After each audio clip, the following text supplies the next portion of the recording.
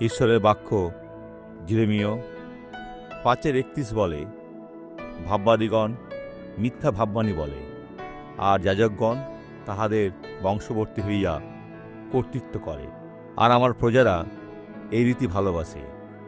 কিন্তু ইহার পরিণামে তোমরা কি করিবে?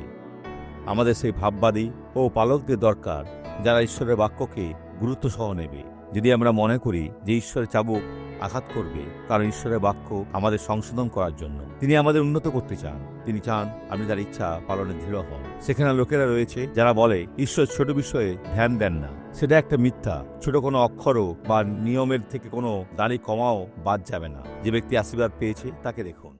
আমার কোমরের যন্ত্রণা পা পর্যন্ত যেত, আর আপনি? পা শক্ত হয়ে যেত। শক্ত? হ্যাঁ, আপনি কি খোঁড়াতেন? আমি খোঁড়াতাম। তাহলে কিভাবে খোঁড়াতেন দেখান। আমি খুব ধীরে ধীরে চলতাম। এইভাবে? এখন ওই দিকে যান। বন্ধুরা, ওনাকে রাস্তা দিন। হচ্ছে হচ্ছে বোন, ঈশ্বর আপনাকে সুস্থ করেছেন। হচ্ছে, এখন ফিরে আসুন আর দৌড়ে ফিরুন, দৌড়ে ফিরুন। হচ্ছে, দৌড়াচ্ছেন। বন্ধুরা দেখতে পাচ্ছেন? আসুন প্রার্থনা করি। পিতা, এই জীবনগুলি আশীর্বাদ করতে প্রার্থনা করছি, আর সমস্ত মন্দকে আজ্ঞা করি চলে যেতে। ধমক দিই আর বলি, যিশুর নামে চলে যাও। আর আপনি বলুন, আমেন।